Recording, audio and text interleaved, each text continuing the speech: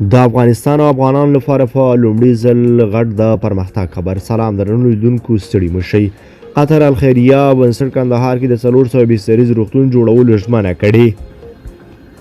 د قطر الخیریه بنسټ چارواکو د افغانستان کندهار ولایت ته په سفر کې ژمنه کړې چې په دې ولایت کې به یو 400 بستریز روغتون جوړوي. انجینر جمال قاسم محمد او ډاکټر عبدالمجید عبدالقوي الحمیدي دغه ژمنه د کندهار لپاره طالبان له والي او ملا شیرین اخون او د عامه روغتیا له رئیس مولوي محمد ادم مسلم سره د لیدنې پر مهال کړې ده. د کندهار د والي ویان مولوي محمود اعظم په دې هکله بي بي سي ته وویل چې د روغتون د جوړولو چارې به دقیقا کله پیل شي. خو د کندهار د والي دفتر لخوا په خپاره شوې خبرپاڼه کې راغلي چې د کندهار والي په افغانستان کې د خیریه بنسټونو د کار کولو لپاره زمینه برابره وبلله او د بشپړ امنیت ډاډ یې ورکړ. په دې کتنه کې دوی ژمنه کړې چې د کندهار عینومېنې له 350 بستریز روغتون سره د اړتیا وړ روغتیایي تجهیزاتو مرسته هم کوي.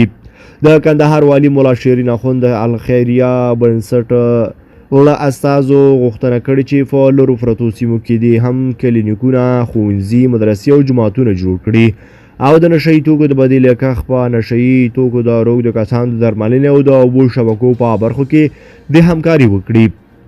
د قطر الخیریه بنسټ دغو چارواکو ویلي کندهار ته د سفر موخه د جوړیدونکي 400 بستریز روغتون په اړه خبرې او زمینه سازي وه. قطر الخیریه یو ناحکومتي بنسټ دی چې دفتر یې په قطر کې دی او له ناورین ځپلو ټولنو او هیوادونو او اړمنو وګړو سره مرستې کوي. دغه بنسټ وایي د نړۍ په شپېتو هیوادونو کې د مهال دفترونه او فعالیتونه لري او له خدمتونو یې نږدې 260 میلیونه شاوخوا خلک ګټه اخلي.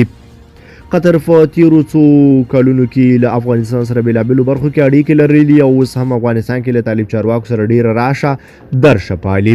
قطر په نړۍ کې یوازینی هیواد و چې افغان طالبانو پکې سیاسي دفتر درلود او دوحه د امریکا او طالبانو ترمنځ د مذاکراتو کوربه و چې بالاخره د دواړو خواو ترمنځ یو هوکړلیک لاسلیک شو. دا دفتر پر 2014 کال کې د امریکا او طالبانو ترمنځ د خبرو لپاره پرانیستل شوی و. افغان حکومت په 2014 کال قطري وګړو ته د نسل اخیستلو په شرط د ځینو مرغانو د ښکار اجازه ورکړه. د العرفه په نوم د قطر یوه مؤسسه د افغانستان لویدیځ کې د ځینو مرغانو ښکار سره مینه لري. وړاندې قطر دا ژمنه هم کړې وه چې د فراه ولایت هوایي ډګر د خپلو وګړو د تګ راتګ لپاره ورغوي او د 2021 کال اګست کې به کابل ته د طالبانو له ننوتلو وروسته د کابل د هوایي ډګر بیرته رغولو چارې هم قطر مخ ته بوتلي. د 2022 کال نمایي کې د طالبانو د ملي دفاع وزارت چارسمبالي ملا محمد یعقوب مجاهد قطر ته سفر کړی و. د دغه هیواد له چارواکو یې د افغان ځواکونو د تنخواو، یونیفورم، روغتیا، د سرحدونو د ساتنې لپاره د تخنیکي وسایلو او وسایطو په اړه د همکارۍ غوښتنه وکړه.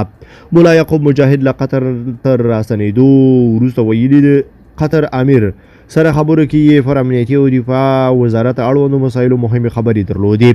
ملا محمد یعقوب مجاهد چې په یو ګاډي کې ناست دی او ګاډی چلوي د ملي تلویزیون د خبریال پوښتنې ځوابوي. وایي له قطر یې له افغان پوځ سره د همکارۍ غوښتنه وکړه. قطر داسې مهال کندهار کې د روغتون جوړولو هوډ کړی دی چې واک د طالبانو رسېدو 2 کلونه تېرېږي، خو تر اوسه د طالبانو حکومت د قطر په ګډون هیڅ کوم هیواد په رسمیت نه دی پېژندلی.